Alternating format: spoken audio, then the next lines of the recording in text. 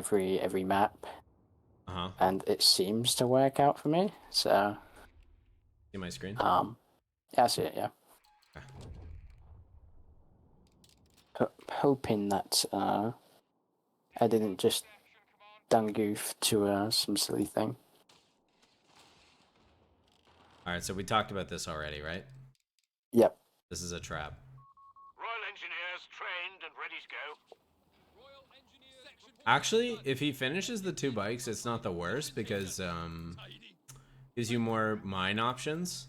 Because he's not going to be able to track where your sapper is as well.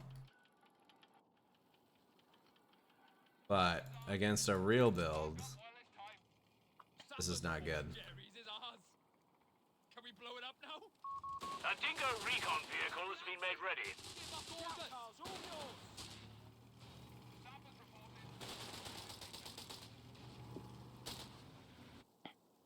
Pressure. Dingo in combat! Infantry's open fire, lads! Dingo under enemy fire! Clear the way, damn it! Is it load bearing? Nice. Then it's fixed. We're all tore up! Oh! I got really blue balled on that one. No, okay. Alright, so this is a trap. This is a trap. Not an actual trap, but this is not a good use of this unit. You need it to cover this guy. Because you don't have anything. If he engages you right now, you're cooked. Because you have nowhere to go. When you had the Dingo, you had long range fire support plus green cover if you park the Dingo. There's no point in chasing this. He's not gonna get caught coming over to this side. Yeah. Your section's coming out of base, so your best option is to move east, which you're doing, which is good. This has no value to add. It's way better over here. Your section coming out of base can hopefully like try to find him if he tries to thread the needle between these buildings to escape down the road. But this is probably not going to be worth it because what's probably going to happen is he's going to push you off this.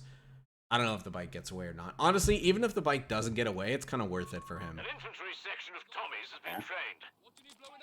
Oh, he's so sneaky. Yeah. Oh my gosh. Yeah.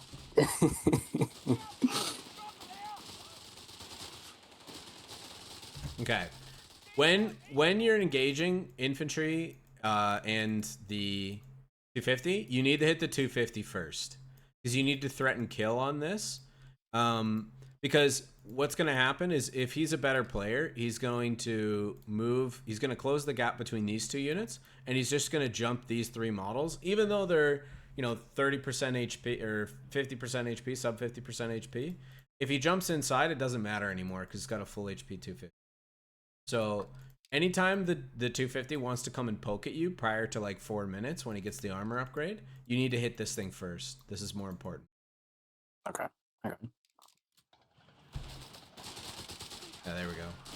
You almost lost it. A new infantry section is ready. Yeah, now we're in trouble, I think, with the Dingo. Woo! Good kill. Should be able to get away from this. Ooh.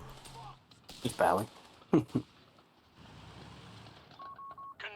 shock veterans shall aid our cause.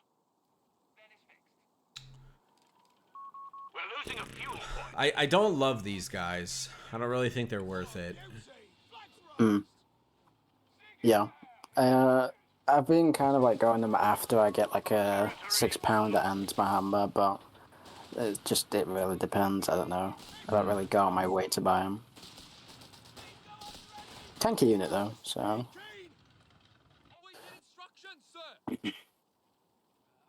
I just didn't realize like the double bike opener that he's done was like actually good. I thought it was like really memey.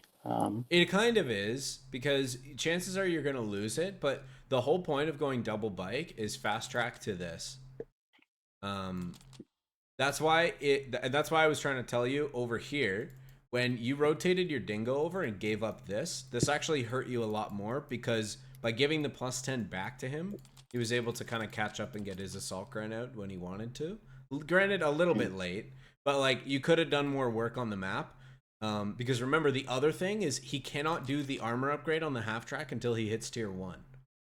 So if you get an opportunity early on to harass the fuel, you need to prioritize keeping that control to delay the power spike of the Askren and 250 armor upgrade. Possible.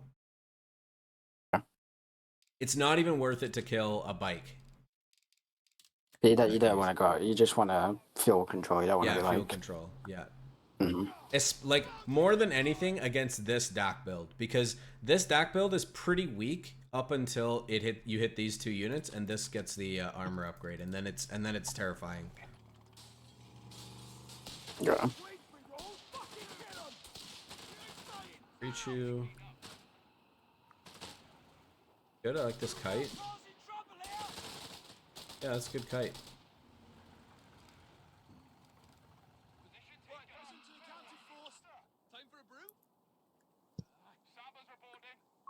Humber armored car fueled up.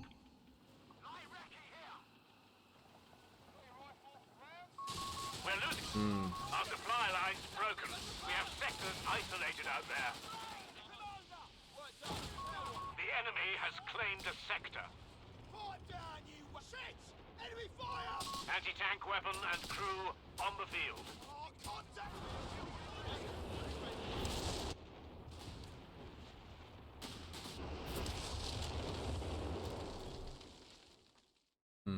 Okay. I don't know. Oh, there it is. Okay, I was like, where'd your munitions go? So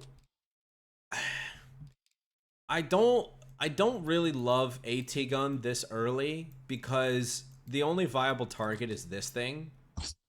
So you're basically down a whole unit now unless you get really good timing or really like set up really well and catch the 250. Because it becomes like a big liability especially against double Askren with the 250, because if he notices that you're not set up in the right direction and he approaches you from a side angle, like the Askren's on top of you, there's nothing you can do. The Panzerjäger's probably going to be able to keep your Humber from protecting this, and then he smokes it and tows it away, and then you're way behind. So I think like 3rd infantry unit here, you actually probably could have gone away with Canadians, albeit you're a little bit short on munitions, because I think you used yeah, the recce. You used this, but you used something else too. I think maybe you used this twice, I'm not sure. But I'm pretty sure you, like, because I don't know where your munitions are. You didn't lay any mines, I don't think.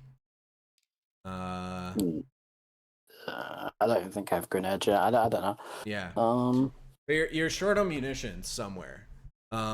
So I think 3rd infantry unit here is important. If you're not going Canadians, I think section with boys is completely fine, because you've just got like some soft deterrents for this, and the boy squad is not worthless at fighting his other infantry, right? And then if he's still like if he starts leaning more into like tier 2 or like more mechanized units, then you bring the AT gun out. But this is too few units to protect this right now. My sense is this is probably going to be a liability pretty soon. We're losing a victory point to enemy action. Enemy ground forces have claimed us. I'm just thinking, because how I've been usually playing it is the I'm usually getting AT gun this early, but then I just feel like really like I don't have enough. But that's partly my own fault for not figuring stuff out faster. Yeah, between like one boys squad, some mines, and then like nades if absolutely necessary, you should be okay. But now you're in a pretty tough spot, because now he's got triple Askren, he's got another 250 coming out, and we got nothing and no fuel control. Yeah, got nothing. Yeah, pretty much. This is like the only time I felt like, oh my god, what the just went at, just happened. Like the shotguns feel so annoying to fight, especially as Brits. Yeah, it demands a lot of munitions because you need brands to fight them. You need brands. Well, brands and vehicles, really. It's vehicles more than anything. Oh, that was such a good nade. I know. Yeah. Yeah, these guys are a little bit too little, too late. But yeah, like Yeah. now it's like now you're having trouble exerting any map pressure because this unit is useless. You can't do anything with this, right? And it's not Yes, cheap massive. either. It's 280. Yeah. So if you dump that into another section, hell, even a Vickers at this point might seem a little counterintuitive, but like a Vickers is going to be more useful than this thing. You just need to park it behind you, and this is why I like the Vicker. So let's rethink your build for a minute here, okay? So you started with Sapper, Dingo, and then second Sapper, and then you went 2 sections, right?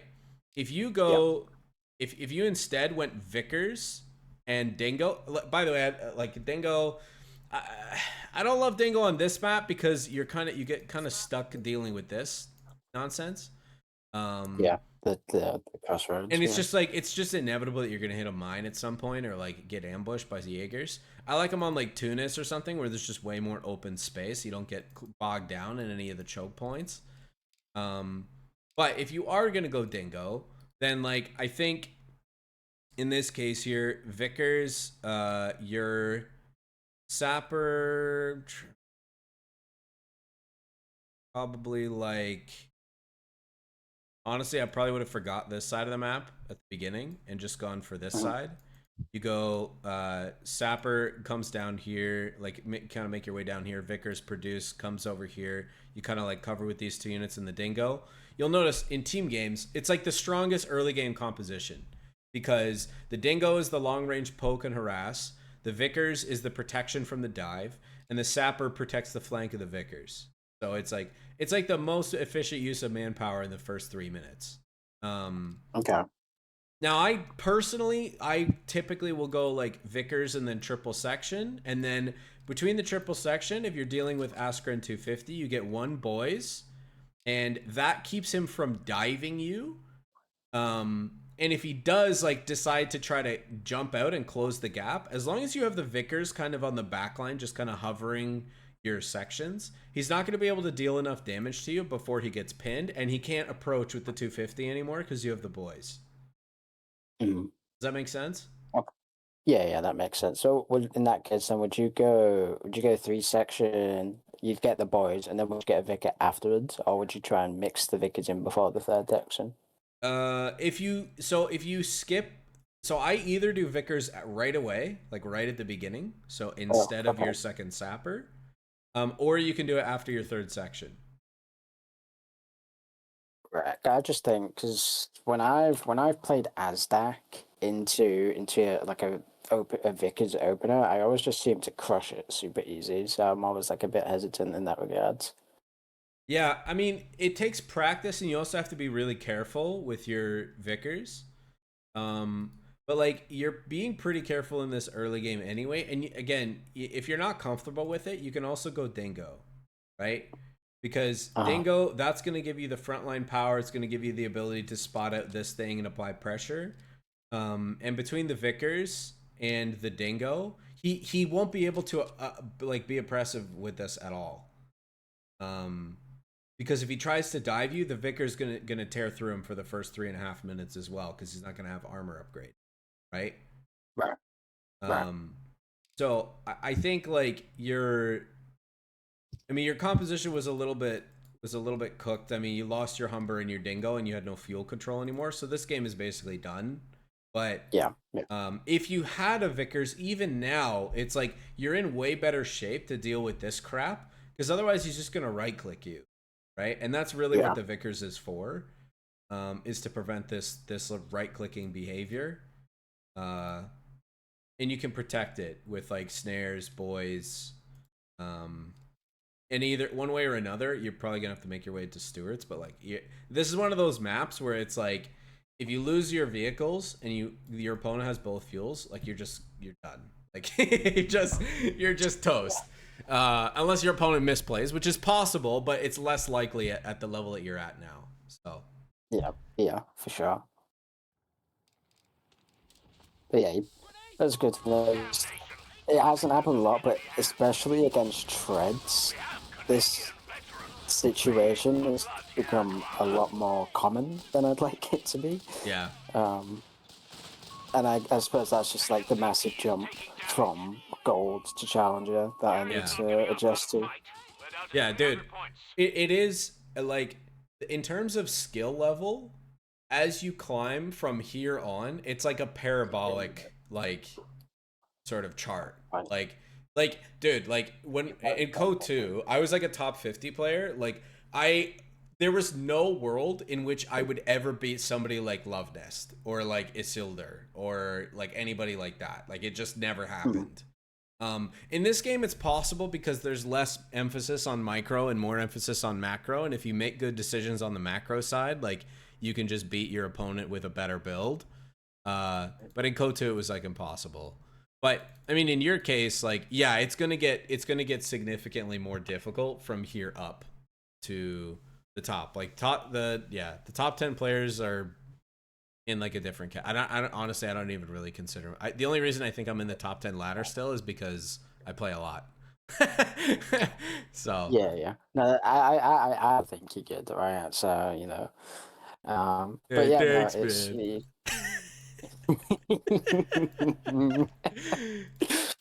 No, like yeah, I still have I still have a lot to learn. There's like a lot of really niche things I still need to figure out. But I think I'm pretty good.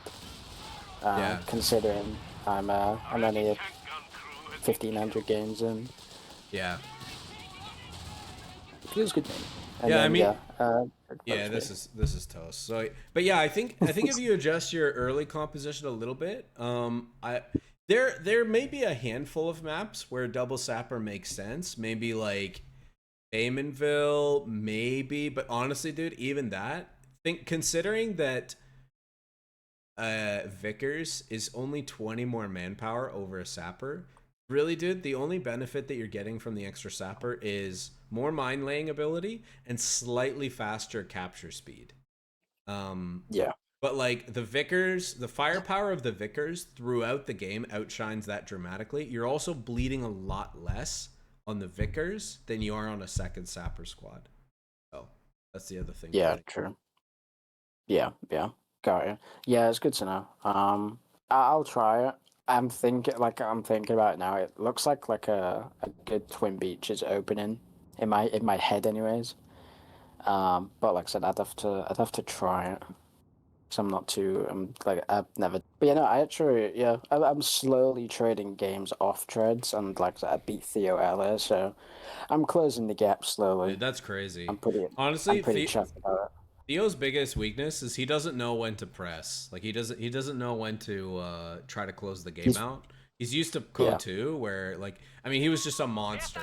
He was like a mini Love Nest almost.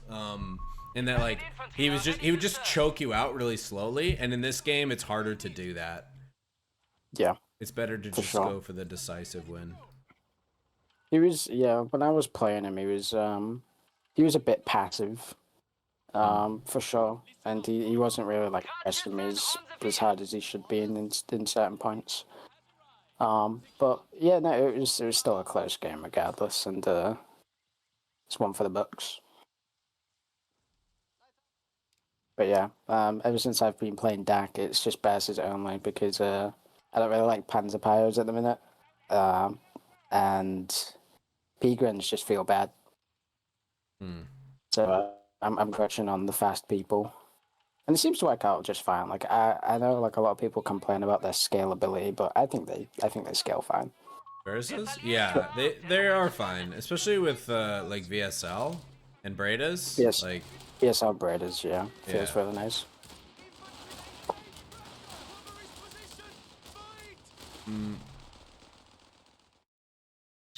This is not worth the damage you're tanking right now. There's nothing to be gained here. You're better off taking the bike, going and capturing up the other +5s, and then just retreating this guy. Because what's going to happen is you're going to take a whole bunch more chip damage now. And unless you drop the models, which you might...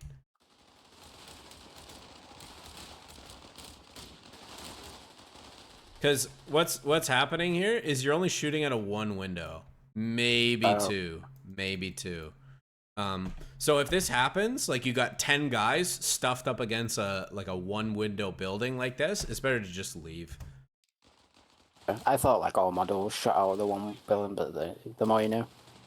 No, I'm no. also thinking because I'm idling 2 units, I'm better off for it, but maybe not for the chip damage. Yeah, because this guy's gonna come back and be really low now. He's gonna be at like 50% HP after the reinforcements. Area armed and await deployment. Okay, you didn't need to do this. You probably could have jumped into this building and bought some more time. Because I think the scout is up here, and you're winning this. This you're definitely winning. So keeping this guy from closing onto your cutoff, because by retreating this now, you're creating an opening for him to now go for your cutoff, and you can't win with this anymore because you took too much damage. Yeah. Maybe if the bike comes back, but then we're potentially trading this engagement out. We have Italian infantry arriving at the front. This is small, but like, see how close you are to your CP, your 1 CP, 6-man. You grab 6-man, and then you call on the other guy. That's like a little trick you can do if you're gonna go triple bursa. No grenades. I remember you saying that, but I forgot. You're like right there. Work complete. Taking small arms fire here.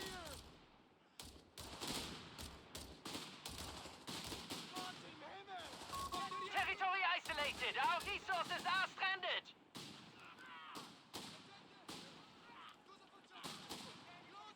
Oh, huge. Oh my god, I can't believe you killed that.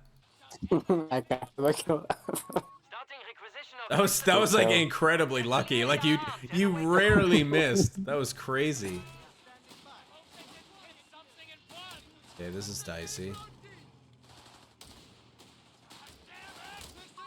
We have new units available from our light support company. We're losing grasp of a victory point.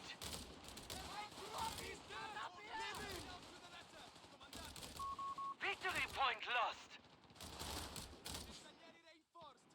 Back to full complement. Reinforcements straight from Mama Scat. Huh? Yes. Repairs complete. Territory lost. What will it be, Commandante? Work completed. Yes, sir. Okay. We have range stars. Yeah, you kind of need to do this because all your guys are low. Do you reckon it's worth, if you're in like this sort of state, do you reckon you go mid track before half track, or do you not think it's worth it? Yeah, so I was actually gonna say that because if you had mid truck here, you might not have to do this like what you're doing now, and you're gonna save a lot more manpower income in the next like 2 minutes because all these squads are gonna drop guys. Whereas if you have the med truck, you might not. Your flak, it's gonna come out like a little bit later, but I don't know. It kind of depends what you do with your flak here. I probably would have gone for truck if I were in your position. Okay. Because you had the fuel advantage, like you were ahead, your timing wasn't bad, and you had double control for a little bit. Yeah. And that just allows you to stay on the map for longer. Territory lost. Because, like, you know he's not going to have a vehicle, so you're pretty safe to bring the truck out of base and, like, do rounds of meds, like, give meds to your guys while you find out where he's trying to fight you. This is interesting. Okay.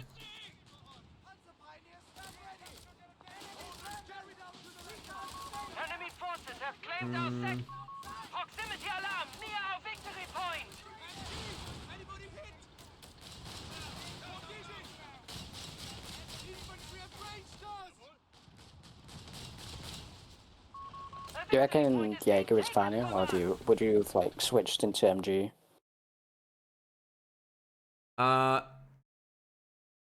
MG here is not bad, but only because you know that he's gone 3 rifles.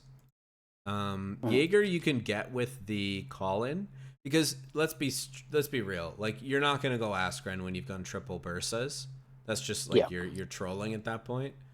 So I think MG here probably a better choice. Same cost, probably a better choice, and you can just call this in right after that. Okay.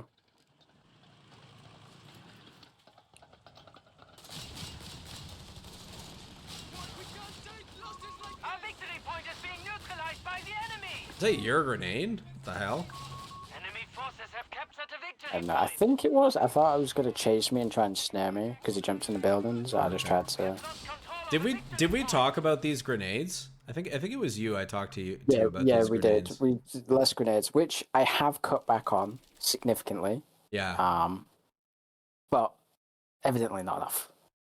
Because you're cooking now because you've seen his Zook, which means you know he's weapon support center. You don't have to worry about like a super aggressive Greyhound or something like that. And for you, that should trigger like, okay, now I go Bredas, because then you're gonna start roasting his infantry, and you can also go VSL at this point to get your Bredas just like scaling super hard.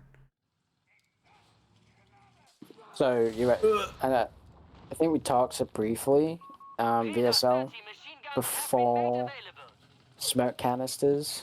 I've been like in smoke less first anyways, and going VSL first if I have good tempo. Yeah. With this build, it makes sense because you're so infantry heavy compared to a normal DAC build where you, like at this point, if you were playing like 2 Pio Askren, like VSL doesn't make sense. Smoke is definitely better because you're also playing with 250s. But this, you only got one vehicle that's benefiting from smoke. And you also know that he's not playing motor pool, which means like, you know, maybe he plays half track, and if he's playing half track, he needs to hit 3 shots on you, and chances are your Jaeger's going to be able to protect you from that, right? Right. Oh, that's dangerous. A victory point is being taken Uh-oh. from us. Victory point under enemy control. Munition. Oh, there it is. Uh-oh. Good hold fire. Should be able to get that. Ooh. No, just barely. Got you.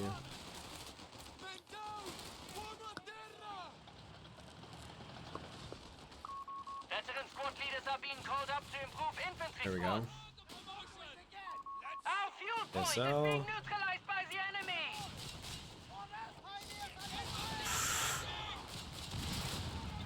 Way too many questions. the Flak micro needs a little practice, that's for sure. Oh boy. Oh, this stun grenade, dude. It's so bugged. Oh my gosh, the Zook squad died. To a fucking stun grenade. Let's skip. Yeah. I definitely felt a lot of pressure this game as well. Because always trying to fight, so my munition control wasn't too great. Especially in like some engagements where it feels like you can just drop a grenade at your feet, but he reacts really well. Yeah. Don't forget this ability. Yeah, yep. I always do it. Well, I wouldn't say I always do it, but I do it most of the time. The minus 10% is very nice. There you go.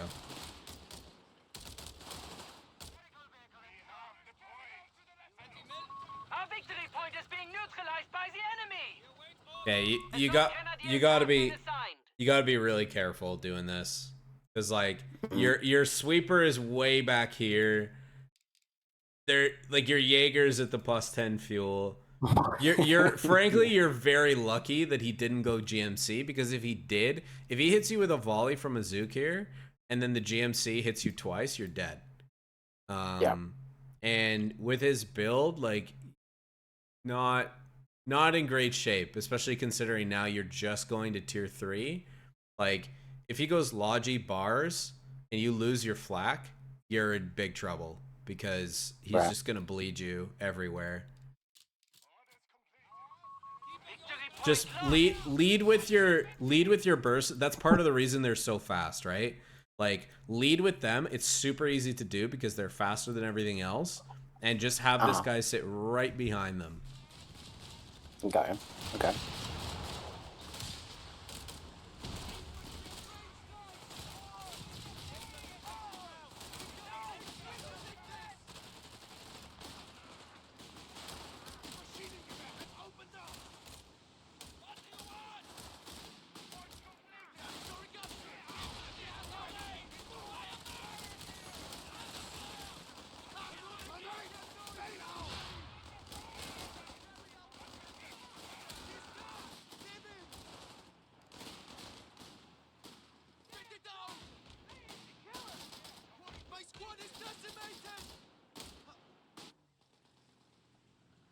Territory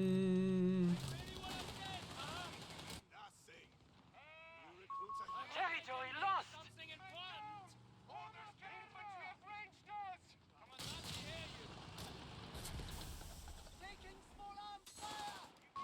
Territory sector lost.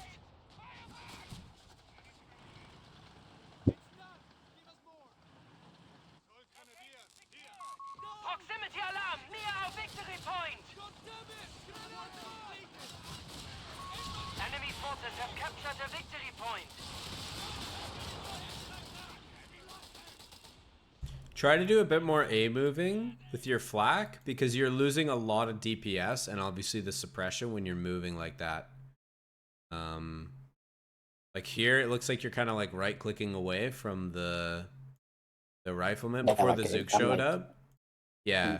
Yeah, you're losing a, because this thing has pretty trash moving burst duration. I think it's like 0.33 or 0.25 or something. So it doesn't fire nearly as many rounds when it's moving. So you want to get that stationary plus the suppression bonus. Does it only suppress when it's stationary, or? Yeah, is it it's only suppressing when it's stationary. Our victory Okay, point is being okay. neutralized by the enemy. The soft retreat. We have lost control of a victory point. 50. Small arms fire from infantry! Infantry has our range! Fire back! Ooh. 250 has been destroyed. Grenade. Panzer Pioneers That's reported rough. killed. Yeah, I got the scout though. It's not ideal, but Orders carried out to the left-hand A trade, not a great trade, but a trade. yeah, you gotta think of it like that. The territory sector has been. We're losing grasp of a victory point. Yeah, so I think the main thing that I'm seeing is just with your flak usage, you're kind of like playing the edge. You're playing the flak like it's another, like it's a light vehicle, but it's not really like. It's more of a support vehicle. It's like I would think of it like the GMC almost. Like that's where you want to position it relative to your army, like here, right? Playing it out on the outskirts of the map, that's an easy way to get it picked off by a mine, by Zook squad setting a trap, Greyhound surprise attack, whatever. But if you're enveloping your army, you're probing and poking with your bursas, and then just inching your flak just into range to get the suppression, the extra AoE damage. You're gonna get a lot more value out of this and take a lot less risk. Okay. The enemy has taken a victory point. Uh-oh. Yeah. Oh, tragic. I was really mad. I was like, who the fuck? It was fucking anti-tank set. All anti-assault guns are available to deploy. Yeah, no, I got played pretty bad. Also, my munitions wasn't great this game either. Yeah, I was gonna say this is probably better for you to take. I don't really think you're gonna build Stuka, honestly, and even for that, like it's what is it? 50 manpower, 8 fuel, kind of inconsequential. This ability, even though your munitions isn't great now, this is like the entire late game of this battle group right here. This ability. So if you go for another 20 minutes, you will have the munitions, and this is gonna help you end the game. This is not at this point. I got it. Yeah. I was kind of just like clicking it for the sake of it. I was like mid-cope for a second. Mechanized combat groups are ready for But yeah. I've been liking using it. I don't often get to use it though, because I'm either dead or they're dead by them. But Yeah, it's very strong ability. Good. There you go. This is better. This is better what you're doing with this. Yeah, this is exactly what you do, man. Like this is your philosophy with you when you play with the flak. You sit in cover with your bursas, with your piles, whatever. He wants to attack you. Your flak basically just sits in a position that's like just covering his approach. so that you're not or risk of like getting double tapped by AT gun or like surprised by GMC, bazooka squad, whatever. Like all your angles are pretty much covered here, except for this. But this is very easy to kind of skirt down to your. So you just play your flak on like this whole bit area where it's like that right now. Just You can like play it on the edges too. I'm saying that like leading with your infantry is super important with this unit.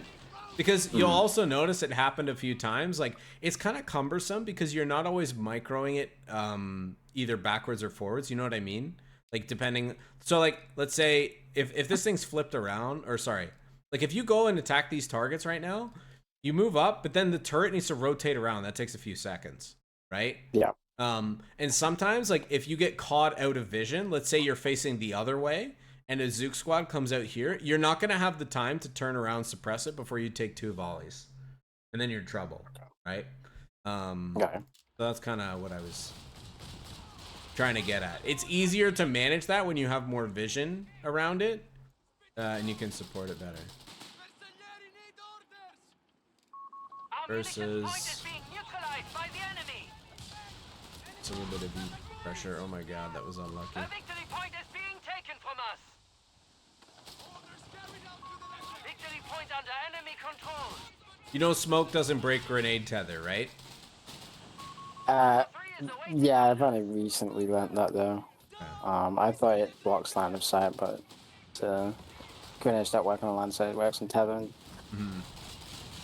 Okay. Man. So what does he have 2 of now? MGs. Yeah, Bazookas. MGs, and bazookas. This is another good. This is a one of a few maps that ISG is actually not bad. Between the smoke and the passive ability to like barrage these guys, it sets up really nicely for pushes with the Bersaglieri because you can get around the machine gun before taking any damage with your passive sprint, and then you're in a good spot. Okay. And yeah, obviously like the damage you're gonna get, like it's gonna be able to reach all areas of the map just from here. Very defensible position. And now is a good time for you to call it in because you can use the 250 with your assault gun. That's orange, yeah.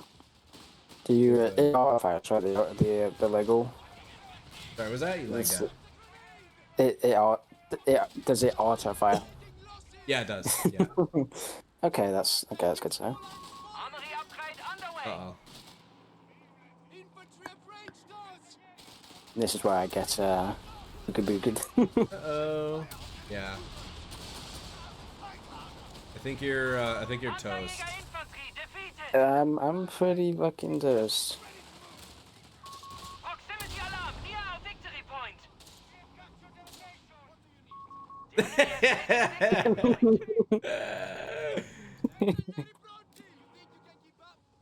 Just a Pershing. It's just a passion, he says. Our victory point is being Ugh. neutralized by the enemy. Fucking Our guy. army command is under duress. Yeah. I guess I kind of like squabbled my opportunity to find good damage, Yeah. We have been cut off. and Establish a connection. now a passion's in my base. Yeah, you're toast. You're toast. Okay. Yeah, I think your main thing was like so your flak was vet too, but you actually didn't get that much value out of it because a lot of the time you were like taking damage, taking snares, repairing it. Couldn't convert that into map control, which give you the VP advantage to help you close the game out. And then you kind of just needed to like play defensively and use your squads as bait and the flak as your deterrence, like to keep him from closing on you. Because that's the only place where bursts struggle is if riflemen can freely run on top of them, then they're not so good anymore. But if you can keep the flak up, that's where it gets really oppressive because at long range you're crushing him, and if he's running at you and then getting suppressed immediately, like he can't win. He's just gonna get inched out of the map until you hit your T3, and then artillery cover just pretty much seals the deal for you. Yeah. In the case of, let's say that game was a bit more even, and it was pretty neck and neck. How would you go about dealing with the Pershing? Would you like be Panzermessen, or would you go for like a flak or Yeah, I something like along those lines? if I have two P3s, then I'd probably go flak at that point. Because the flak, uh, yeah, the good catches with the flak is the only way that you're gonna kill it. With that battle group, if you're playing armored support, like you can just sometimes you can just like unga bunga like Panzerstorm and get behind it. Um, but not with that battle group. So you probably need the flak to anchor on and just like defend you against the potential push from the Pershing. But yeah, you needed both your P3s plus the and then both your P3s probably would have kept him from just like straight diving you like that at the beginning. Um and then you load the flak into that and then you're in pretty good shape. You just can't get caught too far away from the flak, otherwise he's going to jump on you. Right. Yeah. Makes sense. Yeah, that's the only thing I've just kind of got to figure out at the minute. I'm like losing games to some like really niche stuff that I don't know about, but I'm hoping that before the DLC, because I think I'm like 40 points off Challenger Brits, but my DAC and my US are also surprisingly high, at like 1500. So hope next time we talk will probably be, or well, next time we get a session will probably be after DLC.